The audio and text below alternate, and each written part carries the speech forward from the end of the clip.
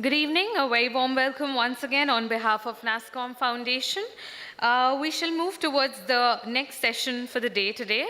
The next session is on balancing the corporate and social in CSR. How do leaders balance business goals with social imperatives? I would like to invite Mr. Shashank Shah, Consulting Editor, Business India, Fellow 2017 to Harvard University. He would be moderating the session for us. I would like to invite you, Mr. Shashank.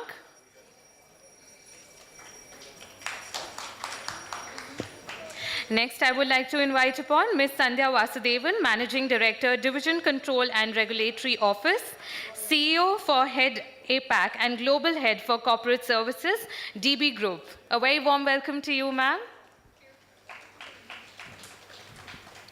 Next, I would like to invite Mr. Rostow Ravanan, CEO and Managing Director, Mindtree.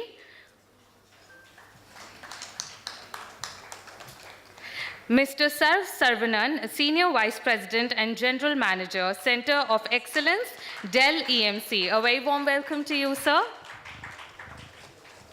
Also, I would like to invite upon Professor Vasanthi Srinivasan, Professor, Organizational Behavior and Human Resource Management, IIM Bangalore. Very warm welcome to you, ma'am. Without much delay, I would like Dr. Shashank to open the session for all of us.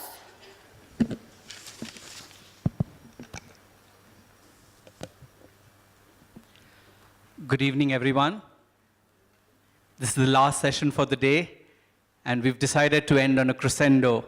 So we had a warm discussion just before this session, and we'll be making it really very interactive. Before we begin the panel discussion, I thought I'll provide a quick overview to the core theme, which is how do leaders balance goals with social imperatives. There are two questions which the NASSCOM Foundation has identified as the key takeaways from this session. The first is what it takes to be a socially conscious business leader in a competitive and fast-growing industry without compromising on the community values. And the second, how do leaders balance stakeholder versus shareholder value? Let me provide a quick historical background to both these themes. The first one is about the commercial success of India Inc. It's been a quarter century since India was liberalized. And in these 25 years, we have seen our GDP grow up 65 times. We've had phenomenal success, which was unimaginable in the previous half a century post-independence. Let's look at the way forward. By 2035, the Indian middle class is expected to rise to 100 crore individuals. The per capita income is expected to rise 3 to 5 times of the $1,500 that it is today. India is expected to become the third largest economy with a 10 trillion GDP, just after US and China. India will have the best of all the three: ambition, size, capacity. Corporations couldn't have asked for more. This is the next quarter century is the golden period for corporations in India. But what can mar this golden run are the social indicators if they are not focused substantially. So that is the core need for businesses to integrate corporate and social goals well. Very often, we have several corporate leaders with the mindset which Milton Friedman followed almost half a century ago, that business of business is business. While we had a very enlightened audience and set of panel members throughout the day, there are a lot many out there who still subscribe to this philosophy. So one of the key questions we would attempt to discuss in this panel is CSR truly being practiced in its spirit? I remember I was a part of an executive education program with Harvard Business School, where my professor and I were conducting the sessions. At the end, when we had feedback from the participants, who were all CSR practitioners from leading companies, the only feedback they had was, you all did a great executive education program, but how we wish it was not for us, but for the board of directors and the CEOs of our companies, because it is they who need to know all of this, because we are truly sold out to all that you've said. So this is the core of what we are going to be discussing. How do corporations integrate shareholder value with stakeholder value, and how does one ensure that this can be taken forward successfully while adhering to the core values of the organization? So we've divided this panel into 4 clear themes. The first theme is going to be on vision. And my first question is for Rostow. What has been your experience in leading your organization's development or CSR philosophy? Would you say businesses today are more focused on social inclusion and development? I would hesitate to speak on behalf of all of corporate India, so let me restrict my comments only to Mindtree. For all of us, it was driven by 2 broad philosophies there.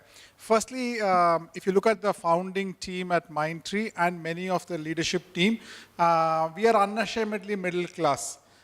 We come from very, low socioeconomic backgrounds, but we recognize that we got to where we got to because somebody gave us a nudge and a push at defining moments of our career. Maybe it was a teacher in somebody's case, maybe it was a boss in somebody's case, etc. But we recognize we got to where we got to because somebody helped us. And we recognize, therefore, it's an obligation that we have to create that same kind of a nudge and a push for somebody who's walking on the same journey behind us. So that was one so deep personal, born out of our own journeys.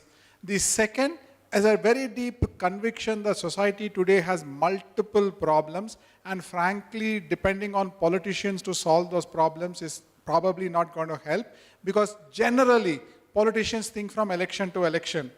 But some of these problems require much more deeper, much more long-acting kind of solutions, and therefore it is important for businesses to take some stake in solving those problems there. So our effort was born out of these 2, like I said, personal and deep convictions. Using that, we have made a difference in doing a few things, but doing that both in terms of time and in terms of impact there. But we are happy to see many companies who are having a similar philosophy. We partner with them as well. But like I said, I have no clue on how this sort of multiplies across the rest of the corporate India or rest of the corporate world. We are focused on doing whatever we can as best as we can. Thank you. I'll delve a little bit more on that with my next question to Professor Vasanthi. Are corporations and leaders able to distinguish between the lens required for facilitating social change through CSR vis-a-vis the lens they typically use for commercial success? Okay, I think I will answer this question in 3 parts and be really quick. Sure.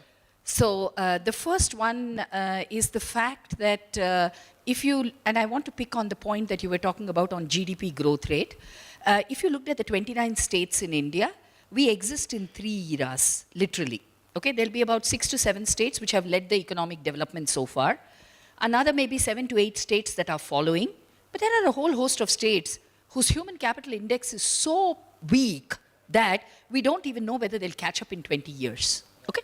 So I think it's extremely important to recognize that when we make some of these statements of India, okay, and the latest results from the CSR spend clearly shows that the states which are most vulnerable are the states where there is no industrial activity.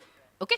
So I think that's the first point that I want to raise in terms of saying how should we be thinking about it.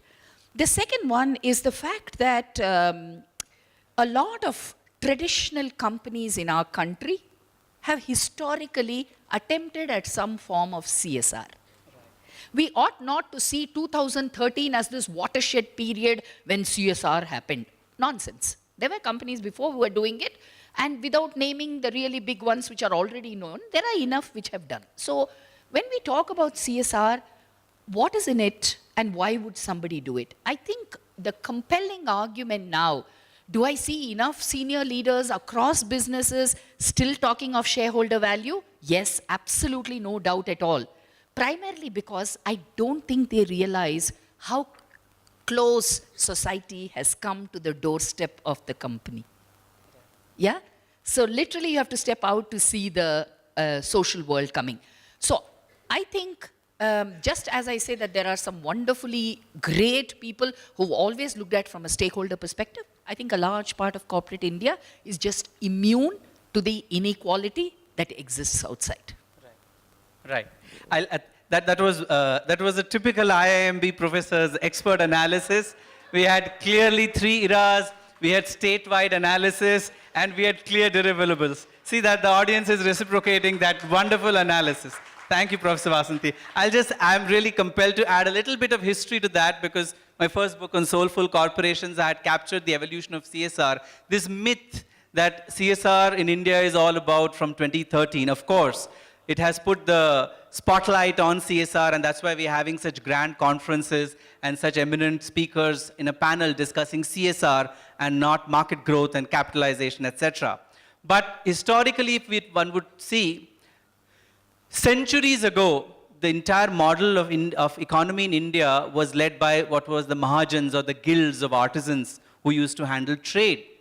And they were the ones who would also take the collective responsibility of managing the basic requirements in their community, whether it is building of rest houses, toilets, dharmashalas, water tanks, supplying grains during famines, ensuring that marriages of people from the economically lower strata of society are performed, all was their collective responsibility.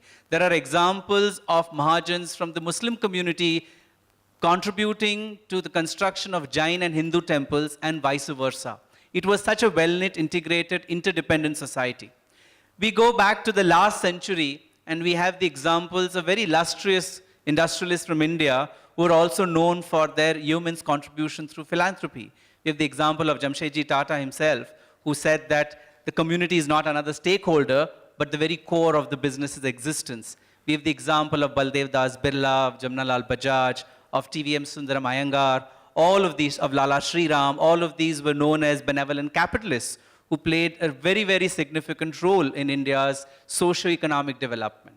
Come independence, the socialistic fervor in the government led to the rise in the taxation levels, and we had in the 1970s the highest bracket of taxation at 97.5%. So no money was left to do any kind of CSR or even ISR, which is individual social responsibility. So automatically the quantum of disposable funds came down. Again, we see post-liberalization. The liberalization's children automatically started contributing to social causes as corporate affluence started rising. And by 2010, the entire discourse around having some framework on CSR came about, and we had the Act in 2013. So I always say that the CSR story of India has come a full circle.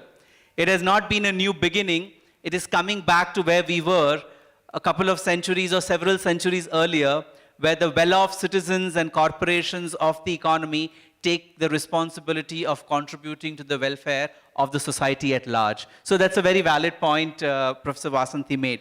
My next question is for both my other fellow panelists, Sandhya and Sarv. And you may want to answer either of the parts to this question. Expecting CSR to be a force multiplier in creating incremental impact, is it an unrealistic dream? Is it an audacious ambition? Or is it a non-negotiable expected outcome? Your opinion. Sarv or Sandhya? I think, when you link CSR with the core purpose of the company, you can think as big as you want, right? This is our experience. There are two things that we did. One is, whatever we do, it has to be linked to core purpose of the company, which is, our company's purpose is technology for human progress. And then the second thing is, we got to localize it. It is not a corporate thing that we should pursue. In fact, there was an incident a few years ago. You probably are familiar with the ice bucket challenge that was popular in the US. And in our company, it was message, we got to do that in our company all over. We said, no, we won't do it in India. We don't have water. And rather we would do rice bucket challenge that will feed a lot of people. So just localize it. The corporate agenda can't be India agenda. It has to be localized.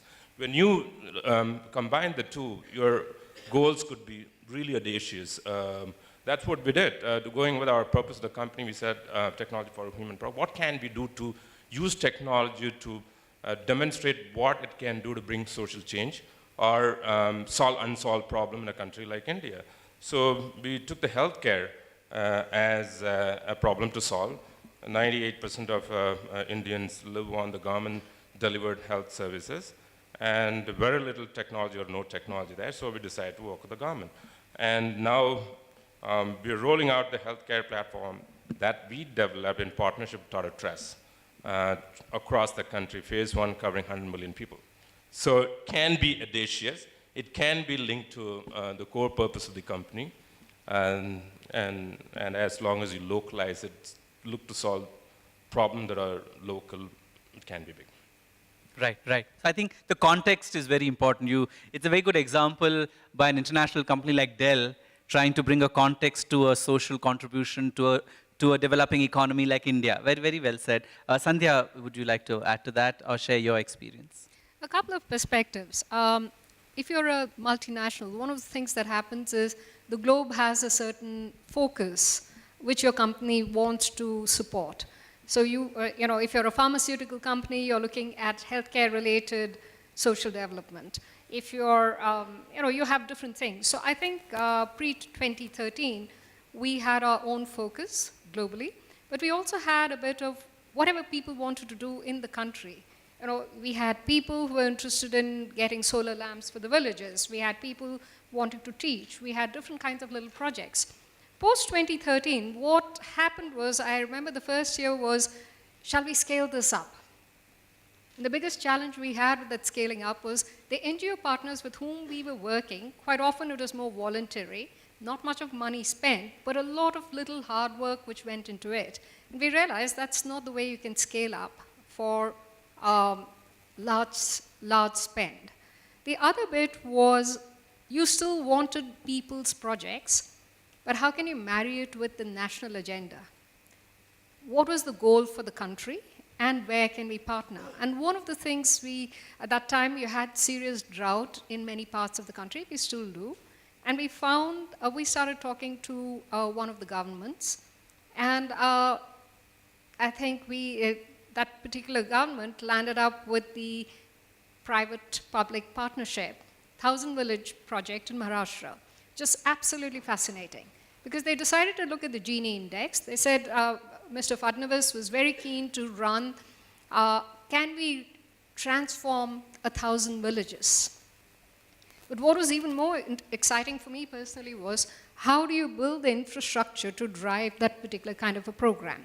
So there was a partnership with Tata Foundation, so that you have the scale execution which is available. You looked at it in terms of risk management. You operationalized it with 1,000 fellows who were on the ground. So the opportunity for many of us to partner in large scale for transformation on social impact was what we were looking at. Sandhya has covered 3 points that I was going to ask in my next thematic topic, which is implementation, but I'll still ask them so that we can elaborate on that. Thank you. So the first question is for Professor Vasanthi. In your experience, has CSR in India, and this is in the implementation theme, the first was the vision theme, and now is on the implementation. In your experience and your research, has CSR in India predominantly limited itself to philanthropy, or there are examples of successful collaborative projects?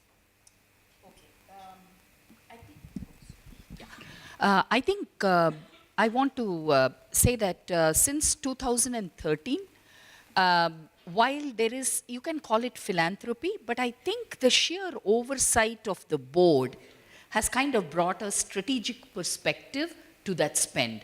And why do I think it's important? Because corporate intentionality, I have always believed that corporations can be a force for good.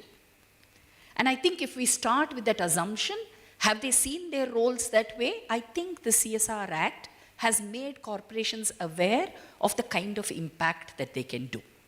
However, at the same time, what really worries me is that the CSR discourse has taken away in asking, is the corporation responsible in the way it actually does its business? Now, today there is nobody in the country, and I'm not even too sure how many of the not-for-profit organizations will be able to call out on businesses that do 1,200 crores spend and pollute 56 villages. Okay? So today you will see that the CSR discourse has just shut this whole conversation on what is my right. Do I have a right to good, clean drinking water? If you take away that right from me and you're going to spend 1,000 crores, I think there is a problem. And today there is nobody to ask this question because everything is under the garb of CSR. And my worry is that there are only 3 entities that can ask this question: the judiciary, the media, and the civil society. And unfortunately, I think the CSR Act has shut the civil society's ability to think critically on this issue.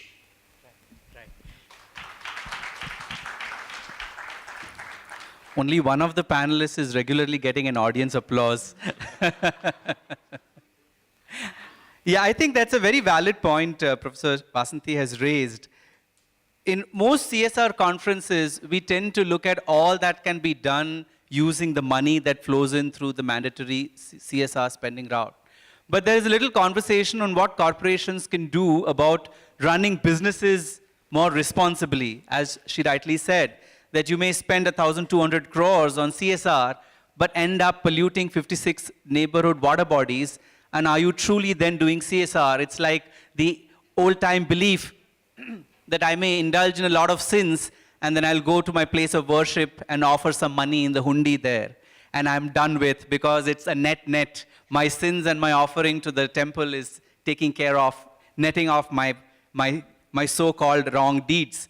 I guess that's a question which corporations can ask themselves, as are they being a force for good? And does CSR only limit itself to the quantum of money that is being spent and not the way business itself is being run? I have 2 or 3 questions now, which I'm going to leave it open to all the 3 practitioners here. One of them is on collaboration. Is public-private partnership just very theoretical, or are there examples of successful implementation of those kinds of projects? Sandhya has shared one example, but I would welcome more of them. The other question is on private-private partnership. Everyone wants to do a lot of individual branding around a successful CSR activity that they have undertaken and take credit for that. But there is a lot more that can be done if corporations get together, probably within a geography or within an industry. And the potential for the synergistic outcomes of that is huge. One example I'd like to share is that of the National Academy of Construction, which was a collaborative endeavor among construction industry companies in the erstwhile United State of Andhra Pradesh. Now they have a NAC in Hyderabad and a NAC version in the divided Andhra Pradesh as well. So there is immense potential in such a collaboration. Are there examples of that? The third is, has CSR been limited to the mandatory spend by law, or is it rendering itself more to output, outcome, and impact-oriented initiatives as well? There was a very oft-cited article by a Harvard professor, in fact 2 of them, Professor Kasturi Rangan and his colleague, which focused on output, outcomes, and impact of social welfare projects. That's a conversation which hasn't sufficiently begun in corporate India, especially in the CSR circles. Are there any examples that the practitioners can refer to? I'll take the collaboration part. The kind of problem that we chose to work on, something that we realized from the beginning can't be done by one company, particularly the healthcare, public care problem in the country. Right. It's a massive problem. You're talking about 1 billion plus people and their care delivery for them, and every village or cluster of villages that have PHCs transforming that. It's a massive problem. This is something that we knew we can't solve. So we will focus on what we are good at, which is the technology part. And we also don't know the domain. The public care is not our forte. So partnering with the right NGOs to learn about it and try to solve small portion of it and then incrementally build. And then partner with one state to begin with to look at it from their point of view and how to solve the problem. As we gain success, as it became a national conversation at the Ministry of Health level, partnering with the Ministry of Health, and also this kind of massive rollout can't be done by one company. So we partner with Tata Trust. They're a major investor in healthcare in the country, so we partnered with them.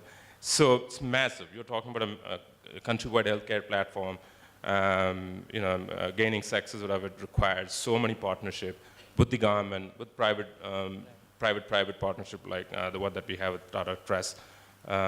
Yes, it is an example. When you come together with like-minded companies, you can solve bigger problems and create bigger impact. Another example from our history, about 2007 or 2008, we recognized that the entire district of Kanakapura has about 160 odd schools. We just happened to pick that district because our corporate headquarters is very close there. And that district, if you measure the efficacy of the class 10 pass out in the state education system, was in the bottom 5 in the state of Karnataka. But over the last 10 years, working by Mindtree and Mindtree's volunteers, but also an enormous ecosystem of partners, people who provide content, people who provide technology, as well as other actors, for example, with the education officers of the government, with the school principals and so on and so forth there. It did take us 10 years, but today that district is in the top 3 in Karnataka, again measured by the same parameter of class 10 state board pass outs, ability to read and write English, read and write, do math, etc. So when you work with partners, I genuinely believe that it's a force multiplier, because no one entity, whether it's a corporation or the government or an NGO or any other actor, no one entity can bring all the pieces of the puzzle together. And the second point I wanted to make with this was, sometimes when you want to make such large impact and you need to touch thousands of people, to the point that Sarv also made, you need to be willing to commit to a long period of time. Instant gratification is not possible in the sector at all. So if you work with the right set of partners and you work with, and you have a long view of time, you can definitely make an impact in what you do. Again, going back to our example, everything that we do, and maybe it's just the fact that we are a very software company, so therefore engineering, gathering metrics, everything else just comes naturally to us. Every single thing that we do, we track the impact.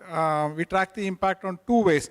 One is how much money did we spend and what did we get out of it. How many people did we touch? What was the baseline criteria? For example, how many people passed the exam? How many people passed the exam now? Whatever metrics that's relevant for that context, we set those baselines, set those metrics before we start the program. Because otherwise we know this can be a black hole. It can sink an enormous amount of money and an enormous amount of effort, and you don't get any outcomes for it there. So you're very carefully sort of deciding what outcomes to track and then track those outcomes. But the second outcome we track is how many Mindtree minds, we call ourselves Mindtree minds, how many Mindtree minds volunteer for these things. Is this a cost that touches a lot of people? For example, you can have a localized issue like the floods that happened in Coorg and Kerala some time back. Naturally, all the people who are from those communities will want to participate in those. Now, we will encourage that and we will do what we can. But on a broader range of things, when you want to give back to society, we also track what's important for our people and make sure that we touch as many of the volunteers from Mindtree who are interested in those causes and use the collective energy of all of them to make that impact as well. So whether it's the giver impact or the receiver impact, we track that, we publish the outcomes, it's there part of our annual report, etc. So much so that I think we are amongst the few in the country for March 2018 to actually publish our integrated report. Even though it's not mandatory in India, we adopted the UN standards for sustainability. Again, it's not mandatory in India. But not just track the outcomes that we do on our own, but also publish it, because then you hold yourself not just to a higher standard, but you also then encourage other people to participate in this journey. Yeah, I'll just add one more question to while Sandhya answers this one, and because she heads the regulatory function at Deutsche Bank. What are the risks of this sector? How do CSR practitioners and corporations manage risks across the spectrum? Okay, I'll cover it in three parts. One is when you're doing the partner selection, one of the single biggest issues in the last 4 years, I would have probably seen 150, 200 NGOs with whom we said we'll partner. The risk is you need to know who are the people behind that NGO. Just like if I were to give a loan to a company, I need to know the person who's going to be running it. So the amount of due diligence that we carry out about the person, sometimes the program is fantastic, but can you trust the people with whom you're partnering? The second element around it is around the execution itself. Is this project something that we can execute within the time frames that we are interested in spending the money? So the specificity on what you want to do and how you're going to go about doing it becomes extremely important. And quite often we have fantastic ideas, well-intentioned people, the desire to do it, but the execution capability is a big question mark. And you don't have that. So even if I send my people, as Rostow said, a lot of our people actually roll up their sleeves and do a lot of the work. But can they do it in a sustained way for execution? The third element around that is social impact. Now, keeping this in mind, the risks that I always look at is, where is the money coming from? Where is it going? And if I look at it from money laundering, this is one of the biggest sectors for money laundering. You have very good people, but money laundering is my single biggest risk. My second biggest risk is this is also it is only becoming regulated now or coming into mainstream.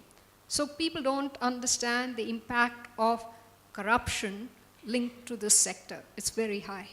The third element is potential for fraud while execution. So if I'm taking a decision on who I partner with, and we partner with a lot of people, these are my three biggest risks. One more from our experience. Typically, since you are dealing with some of the most disadvantaged sections of society, people in this whole chain sometimes can be bad actors and exploit those sectors of society as well there. Whether you're dealing with disadvantaged women, children, etc., who are typically the causes that all of this effort gets usually directed to. Unless you choose the right partners, you could also be actually aiding somebody who's a bad actor. So that's another risk that we've come across. Right. We now move to the third theme on this panel. And this is on human capital for CSR. One of the most one of the most difficult issues as well as the most important issues, because to get the right capital, human capital to deliver the kind of massive projects that we are all wanting to deliver is very, very vital and crucial. And in that context, the question from the millennial on this panel is, what has been your experience in engaging with millennial workers who are motivated by social contributions as much as commercial success? A lot of articles have been coming off late which emphasize the fact, and even in the inaugural session today it was mentioned, that 60% of the millennial workforce looks for working with organizations that have a purpose. So what has been your experience in engaging with millennial workers on such social issues? Like the healthcare, we also picked up another major theme for the country, which is education. While we have a big program to drive digital literacy and youth learning in the country, we've touched about, so far, 600,000 people and 50% are girls. In and around Bangalore, what we've done is to get our employees part of it. We adopted about 50 government schools and our schools run by NGOs. Most of the 90% of our volunteers, actually for every 200 employees we adopted a school. That's the ratio that we had. So the volunteers that go to the school they basically, the 200 people just adopt the school and to change, drive results and teach whatever they like to teach the kids and improve whatever infrastructure they want to improve for the school. They decide, we give them money and they go decide. And 95% of them are millennials. And they're very active. They track the results, outcome, the results, how it has progressed and changed. And also the lake, we've adopted 3 lakes. That is a big topic in Bangalore. And all the volunteers, almost all of them, 100% are millennials. They transform those lakes. Right. So we know that the world is in safe hands. Yes. These 3 lakes are in safe hands. I'm not sure about the whole world, but these 3 lakes are in safe hands. Yes, Rostow, yes. You'd like to answer that? So there are maybe 2 parts to your question. One is clearly, I guess, all our businesses are 100% people-oriented businesses in some senses. All the output that our businesses, at least for the 3 of us, Sarv, Sandhya, and myself, are not produced by machines, or the machines are not very sort of different. Both of us have the same Dell computers in our offices, but that doesn't produce the output to the customers and to the communities that we serve. It's the people that come every morning and go back every evening. So for people, an organization with a purpose is absolutely sort of critical for every generation, no doubt, but nonetheless more so for the millennials. So I think if you don't have something that connects your company's purpose to a larger sort of social cause, that resonates with the people that you're trying to go after, any business today will face a big talent flight. And I think there's enough research, enough on-the-ground experience, etc. So there's no debate on that at all. But just switching to the second part of your question, Shashank, which is the capacity to receive from the social sector is also frankly hugely questionable. Because in our industry, we see lots of people, and if I can get like 10 rupees for every middle manager in the IT industry who suddenly says, I got a bad appraisal, I'm going to quit, I'm going to go start a school, or I'm going to go teach in a school, I'd be a crorepati by now there. So a lot of people want to get in for the right intention, for the right reason, but they don't recognize how deep, how complex, how intricate some of these problems are. So just good intentions are not enough. Many of the NGOs that we come across, just to support the point that Sandhya made some time back, aren't set up, for example, as a properly incorporated entity. Under whatever law that applies to them, don't have like a, even like a rudimentary, like an accounting kind of a system, so you know how much money came, how much money went, etc. Don't know for it. Many of them have very, very poor systems of any form. Even a handwritten ledger, for example, is enough, but many people don't even recognize the need to have those there. So one of the things that I think collectively all of us on the corporate side, beyond just looking at projects and funding, this school or that, that cause or this cause, are also need to do a lot more to increase the capacity to receive within the social sector. Otherwise, at some stage, then it will all be only limited by our capability, and our capability will run out at some time. And collectively, corporate India's capability will run out at some time.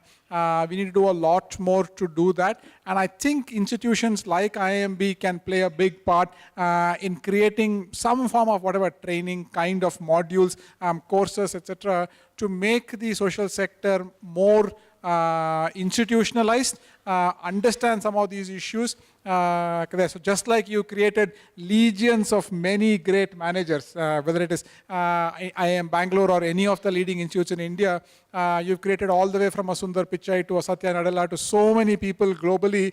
Can we now create equivalent sort of role models within the social sector as well? Would you like to? Okay. My next question is to Professor Vasanthi. How can we grow the next generation of socially conscious leaders? And what role can business schools and educational institutions at large play in this process? Yeah. I think first one, I just want to comment on what Rostow said. It is true. Actually, after this, after we realized the capability that is needed in the sector, we actually offer a program for CXO level leaders in the social sector. Okay? And again, it's a multi-stakeholder partnership with a not-for-profit and several other funders who've come together to build the capability in the sector. So it is true we need to do much, much more than what is happening now. I think I want to pick this question of asking at what stage should we start sensitizing our young people to the issues of development, to the issues of poverty. And I've been asking myself this question for long now. because I think we need to start much early, and maybe we need to kind of, so there are two things that I'm beginning to see is that the next 20 years, what leaders are going to do, require to lead, is going to be very different from what we have done the previous 20 years. Okay? So for me, this whole question of sensitizing on the social sector is probably going to become even more critical in the next 20 years as we look at our performance on the sustainable development goals. Unless sustainable development goals become a part of the strategic thinking of corporations, because they offer you opportunity for business, not just an opportunity to do good. Yeah, I think that's the conversation that we need to build across all institutions in the country. Yeah. I'd like to add one point here. You know, corporates, large companies are not the best places to create leaders that out of the box thinking and you know, those sort of things, right? So we did one experiment a couple of years back, which we need to scale. We worked with SVP, Social Venture Partners. You know, if you're familiar with Social Venture Partners, they're about creating livelihood ventures at the bottom of the pyramid. So we said, okay, how do we take some of our leaders, mid-career managers, from the comfort of the corporate learning setup and take them out and put them in a totally unfamiliar situation. So we identified opportunity with the SVP for these managers that are leaders that we are that are going through a leadership development program to do projects. You know, part of the experience learning. The outcome was really amazing. You know, they go out and do projects with SVP to create business plan for social ventures. And you know, while the outcome was great in a limited setting, I think we need to find a way to scale. That's one way to create future leaders with social conscience and, you know. Right, right. That brings us to the last theme of this panel, which is the way ahead, preparing for the future. On a NASSCOM Foundation CSR Leadership Conference, we cannot but have a question on technology. And we have here eminent practitioners from the technology industry as well. So how can technology be used to solve the problems of the social sector in the future? Any hands-on ideas or anything that you've done or anything that you envisage of the role of technology in this space?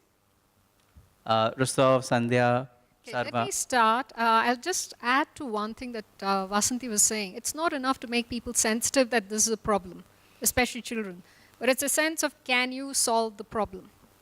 If I know I can solve the problem, actually, many of the young people go ahead and find solutions. And in that context, the technology aspect of it becomes far more easier. You have children today who are writing gaming games, and they sit anywhere in the world. They are part of that particular ecosystem. So today's young people can leverage technology irrespective of age to find those solutions. There's been one of those WhatsApp group where an 11-year-old is teaching engineering students to pass their exams. So I think technology is going to break down barriers in ways that we're not thinking. Institutions like NASSCOM, obviously, hopefully, will help in that journey. Companies like ours, we are actually supporting a lot of those initiatives, whether it's part of startup ecosystems, whether it's part of your CSR. But the reality is you have to use technology to take it to scale. Let me add, you know, though I spoke about healthcare, the kind of public care problem that we are working on, I didn't tell you the reason why we chose. The reason why we chose was, if you look at all healthcare metrics in our country, the number of doctors per 1,000 people, hospital beds per 1,000 people, infant mortality ratio, any of it, we are so low, or compared, our infant mortality ratio is 50 plus, whereas in a developed country it is 4 or 5. And why is it so? The quality healthcare reach is dismal in our country, and there is no data available, viable data available, credible data available in our country. So how do we solve all that problem? The traditional ways of solving this problem, brick and mortar, is not going to happen. We only have 4,000 cardiologists in the country for about 1.2 billion people. And we can't manufacture doctors, specialists anytime soon. So we chose that, to figure out, find out, work with partners to, how technology can help extend the quality of healthcare delivery in rural areas, and how, the unskilled workers, the village level health workers, how can we enhance their skill level with assisted delivery of technology assisted delivery, and also how to make data available to decision makers for them to deploy resources better, for them to have data, and also proactively plan for healthcare delivery. Those are the fundamental problems we wanted to solve. With that, we thought some of the parameters that we're talking about can improve. And the results are already there. So today, if you look at all the districts or PHCs, we rolled out those technologies. The village health workers now carry tablet to collect health data, track health data. And as a result, there is a possibility that we can deliver proactive or predictive service delivery at the village level. Now, doctors who are trained to do certain things now can do their job. Now that data is available, patient history is available, they can, deliver medical services as opposed to doing administrative job. And, so we're seeing that already. So technology has a huge role to play to solve some of the unsolved problems in our country. Maybe completely agree with the point that Sarv made, and just to supplement what he said, two other factors I think are just going to make it so powerful that trying to solve this problem without technology, I think will frankly be actually very stupid. One is, if you look at either the young people, somebody who's in a school classroom today, or an old people, somebody who's in their 60s or 70s today, all have become so comfortable using technology. Anywhere in India, there are times when I drive into the countryside, there are villages with say 500 people in the entire village. All of them have a cable TV connection over Sun or Star or something or the other. So the willingness to learn, adopt technology is so high across the country today that it's best to then leverage that, leverage that potential. My kids can use their phone, whatever, use the computer way better than I can there. And by the way, my mom, who's in her 70s, actually does more with her iPad than I do as well. So whether you look at either end of the spectrum on the age side, adoption of technology is very, very high. Again, if go back to the example of rural India, the amount of media they consume on their phones or whatever else there, so that digital device has become sort of the center around their lives to get all information, to get entertainment, to get everything. That therefore means a technology-enabled solution to whatever problem they are facing, I think is absolutely the right thing to do. Secondly, you multiply that with the continuous fall in the cost of the device, the cost of connectivity, etc. You will now be able to multiply and reach millions of people far faster than if you depended on physical delivery of whatever good or service that you are planning to reach there. Barring hard-coded items like food and water, which cannot be delivered digitally, unfortunately, as of now. But anything else that can be solved through technology, clearly, that's the far more impactful and cost-effective way of solving some of these problems anywhere in the world, whether it's environmental, education, healthcare, for any of these really, really large problems that the world faces today, technology can play a big factor in trying to get to an effective solution for those problems. The last question, and this is in the interest of lots of questions which maybe get in Q&A, but we won't have the Q&A, and I'll try and cover that in this so that most of the audience here who are from the social sector, the social impact sector, the non-profits, corporate foundations may get answers to that. And for that, I'll play the devil's advocate. We had such wonderful projects discussed throughout the course of this day, across different sessions. But then the fundamental question which I have is, if we have such wonderful ideas and such immense potential to contribute in the social sector, why is it that despite the CSR being pegged to the pat, and almost 15 to 18,000 crores being the amount of money available for CSR through the mandatory CSR route, we've been able to spend only 10,000 crores a year, which was the highest in the last 4-5 years since the mandatory CSR legislation was passed. And to add to that, by 2030, the amount available through the CSR, mandatory CSR spend will increase from 15 to 18,000 crores to 3 times that amount. So we are looking at 45 to 50,000 crores rupees being available every single year. Now, what are the challenges you foresee in for the effective utilization of these vast sums of money when we are not able to utilize even 15,000 crores now? Imagine using 50,000 crores a year. And this is going to happen irrespective of which government comes to power, because the CSR law is here to stay. So I'd like to let the panelists list a couple of challenges which they foresee or which they think are the reasons why all this amount is not being spent. And I think that will be very valuable inputs for the participants and delegates, because they'll be able to try and fill those gaps so that they can attract all that kind of funding that's available. Maybe I'll go first. I just hope, for heaven's sake, the government doesn't increase that 2%, because then next whatever election time, whichever government comes in, may suddenly see all the numbers that Shashank said. Now, why don't I make it 3% and sort of find a way to send that to my wife's trust or whatever, my children's trust, where the sole beneficiaries are, people from my community or from my family and whatever there. I should only make the problem that Shashank said even more larger than what it is today. But on a more serious note, I think the challenges at this point of time are probably around two things. One is many companies still haven't figured out what to do, how to do, etc. So there is some awareness building, there is some education, there is something that events like this and sharing of best practices, etc. By those who have walked that path before, those who have a sense of what is possible. Sessions like this, which create more awareness, would be useful on the giver side. And similarly, on the receiver side, collectively, all of us need to take the accountability for enhancing the capacity to receive, so that whatever resources are available get deployed in the most efficient way to solve the problem.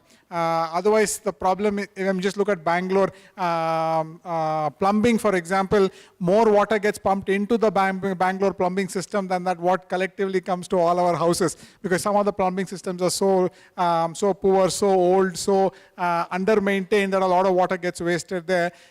If you don't fix some of these when the problem is small, and 10,000 crores, 15,000 crores is not small by any means, but at this stage, if you don't fix the problem of the pipes as well as the receiving stations, so the money can get received and get deployed effectively, then the problem will just become worse.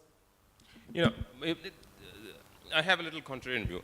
I think on the giver side, there is still lack of leadership. A lot of us still think of it as a check mark. We're not thinking really big. And our country is a warehouse of problems. There's enough problem to solve. And it's just that most of us think of it as something to do, check mark. And actually, in fact, most of our programs were started before the CSR Act came. At the time, we were just scrounging for budget. We begged, from corporate resources. But when the CSR budget came, we were very happy, because we don't have to answer to anyone. And we have a lot of money to spend. And we have big problems, that we've identified. So I think if more and more of us, can come together, think about bigger problems to solve, I think the money is not enough. Right. Sandhya, you'd like to add to that? Yeah. I think there are, the way I see it, there's a couple of things. The sector is still evolving. It's fairly new. So it needs to be able to digest this amount of money to execute effectively. There's a small group of us who are looking at what can we do to drive this change. It's almost like, do you need to have just like financial institutions have CRISIL rating, do you need a rating system here for social sector? You do not have a very good mechanism even globally. What is the social impact? You ask the question. I spend my money, I know the project is done, but did it really make the impact? Forget about misuse and all of that. Did it socially change anything on the ground? So I think there's a lot of thinking that needs to evolve. So the sector is immature in that way. The second one is governance. You have a lot of good intentions. I'm not even talking about the crooks who are in the system. You have 3.5 million NGOs. How do I know whether the governance is working effectively? So I think that's a major one. There has to be a lot more regulation in this space. I'm not a great fan of regulation, but what I find is I can set up an NGO in my garage. because I feel like doing it. We do need a lot more governance in there if we really want to do it in the size and scale we're talking about. Any concluding remarks on this? By the way, India is known as the NGO capital of the world. We have more NGOs than primary schools in this country. Even more than primary healthcare centers. Yes. It's by data. You have one NGO for every 350 Indians. I think I want to just turn that challenges around, because knowing the three of them and the kind of work that they are doing, the question I want to leave with is, from just listening to them, and it's not often that I get this opportunity to listen to the three of them talking like this about their projects. I think there were three things that they have said, which I'm not sure whether we would have noted, but for me they are very important. All the three of them kind of at different ways spoke about governance. So I'm saying, what are we doing from both sides to strengthen governance and make it robust? And with governance goes all of it, reviews, reporting, everything. The second piece that they said, which is going to be the most difficult one for India, is partnerships. Yeah? I mean, we're not a country that has learned, we are learning how to build partnerships, and how do you do alliances? Because partnership is about win for both. Right. It's about a shared purpose. It's about playing to the other's strengths rather than to their weakness, complementing the weak. So a lot of strategic alliance building as a capability. How do we build across both the partners? And last but not the least, the other theme that I kind of saw across is the willingness to take audacious goals and be willing to commit to it for 10 years, right? I mean, how does that then change the frame of CSR? Because then it's as good as running a business. And I think that's something that I see as an opportunity as I listen to the three panelists that we should look at when we look at CSR in the future. Okay, thank you. Thank you for that really insightful panel discussion. Just before I hand it over to the MC, I'd just like to mention, because Business India is a media partner and I'm also representing Business India, there was this special issue on CSR, a double issue that was brought out by Business India earlier this year. And it focuses on all the 8 to 10 sectors shortlisted by the Government of India where corporate funding is permitted and encouraged. What are the problems on the ground? What are the key statistics about each of those sectors? What is it that certain companies are doing that is really worth replicability? It's really worth emulating and following the example. What are some of the experts saying on these areas about the lacunae and the strengths and the weaknesses that need to be plugged so that we can do well? For all the CSR practitioners and corporate foundation people in this room, I'd highly encourage that you may want to look this up. And for those interested, they could write to NASSCOM, and we've requested to Business India. They'll provide free access to this particular issue, online access, so you could benefit from all the research that has gone into it. Thank you. Thank you, Shashank. I think you've just kept this crisp and as light-hearted as well possible. Thank you to all our panelists over here. Once again, a very warm welcome. And thank you to all the audience, our lovely audience, for the evening today. Now I would like to invite upon Mr. Ashok Pamidi, CEO, NASSCOM Foundation, to hand over the token of appreciation to all our eminent panelists over here. Ms. Sandhya Vasudevan. Can we give them a huge round of applause, please?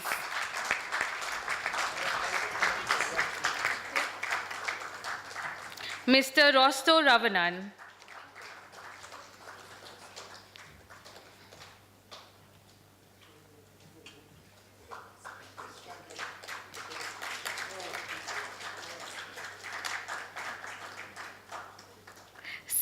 Sarvanan.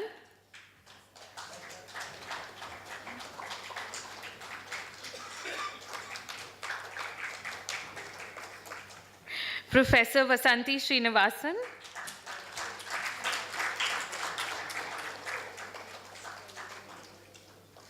And of course, Dr. Shashank Shah, thank you for hosting this panel for us. It's been extremely delightful. I would like you all to please give a round of applause to all our interpreters as well for today. Adam, Deeksha, and Sunil. I would request the interpreters also to be present here on the stage, all three. Can we have a group photograph, please?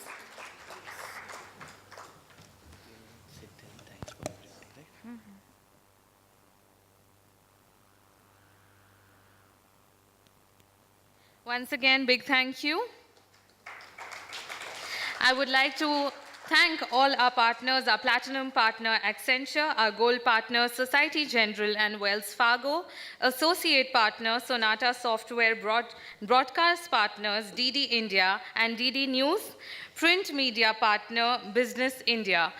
Thank you, each one of you, for being here. And also tomorrow, just to remind you once again, the conference is at Sterling Mac, which is across the road.